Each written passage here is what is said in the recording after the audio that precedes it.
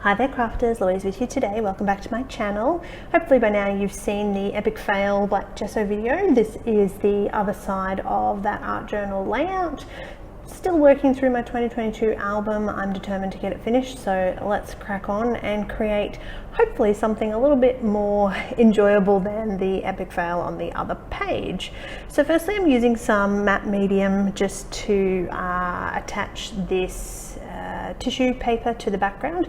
I wanted it to be like on the angle. As you can see, I haven't popped it on the background straight, and this is Dina Wakley tissue paper, and it's quite a lot tougher than some of the others that I've used, and so I end up having to actually cut because it wouldn't tear even with a little bit of water and moisture added to it. So you can see I'm trying to tear it first so that my lines aren't as sort of neat, but I do end up going with the scissors just to tidy that up a little bit. Now, the distressed crayons are a product that I've had in my stash since they first came out, and it's actually one of the only products that I've collected every single color along the way.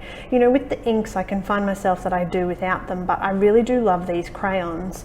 And so I'm just taking one packet which has got these coordinating colors. You can see I've got the purple, the blue and the green, and then I'm going to just blend them together with my finger. Because I've covered the whole background sheet with matte medium, it helps those colors to actually spread that little bit better and sort of blend into each other.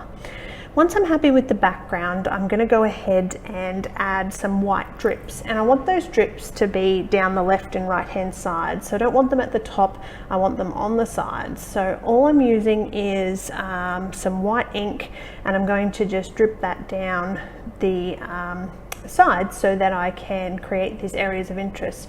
I find when I'm doing art journaling, I want to add color in the background. I want to have pops of black and pops of white around the page, just so I've got different areas of interest. So you can see I'm making them all different lengths. I don't want them to be all one position. I'm going to do the same thing in the gaps, but on the other side of the page. And it's at this point where I really like the way my background looks, but what else am I going to add to it? And I decide that because I've been struggling a little bit with my art journaling lately, particularly after the epic black gesso fail, I'm going to go back a little bit to my scrapbooking roots, and I'm going to create a tiny little cluster.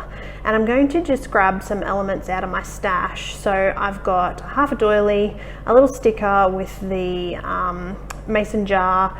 I'm going to grab a butterfly and some little words, and I'm going to make a tiny little cluster. I'm also going to add some butterflies in the background and color black behind them just to help lift them off my background. But essentially, because I had a background that I really thought was quite pretty and spoke for itself, I didn't want to overwhelm the page too much. I think sometimes I get in my own head a little bit with the art, and I tend to overthink it. So I didn't want to do that. I wanted to keep it nice and simple. You can see I'm just enhancing that butterfly with a little bit of black behind it. I'm going to pop some words on here just to give this a little bit of meaning, and then this is the opposite side of my epic fail completed. So hopefully you enjoyed that. Thank you so much for watching, and if you stuck around after the epic fail, I do appreciate it. If you haven't already, make sure you hit subscribe and you'll see future videos from me. Thanks for watching.